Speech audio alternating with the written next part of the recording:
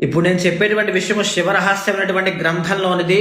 ఇది ఎవరికి ఉపయోగపడుతుంది అని అంటే, ఆర్థిక ఇబ్బందులతో బాధపడుతున్న వాళ్ళైనా, అష్ట కష్టాలు పడుతున్న వాళ్ళకైనా, ఎలాంటి దరిద్రంతో బాధపడుతున్న వాళ్ళైనా సరే ఇది ఆచరిస్తే తప్పకుండా నిశ్చయముగా అనుకున్న కోరిక అనుకున్నట్టుగా సిద్ధించి తీరుతుంది.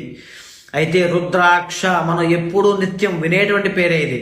కానీ దీన్ని ఎవరు పడితే వారు ఎలా పడితే అలా ధరించడం వల్ల, ఎలాంటి ఆచార వ్యవహారాలు పాటించకపోవడం వల్ల, ఎలాంటి ఆహార నియమాలు పాటించకపోవడం వల్ల, మంత్ర జపం చేయకపోవడం వల్ల శుభ ఫలితాలు రాకపోగా, గుర్తు పెట్టుకోండి, 14 ఇంద్రులు పరిపాలించేంత కాలము ఆ వ్యక్తి నరకలోకంలో చిత్రవధ అనుభవిస్తాడు. రుద్రాక్షమాల ధరించిన ప్రతి ఒక్కరూ ఇది తెలుసుకోవాలి. ఆచార వ్యవహారాలు పాటించాలి, మంత్రజపం చేయాలి, నిష్ఠానియమంగా ఉండాలి. లేకపోతే నరకలోకంలో చిత్రవధ అనుభవిస్తారు. ఇది శివరహస్యంలో చెప్పబడింది.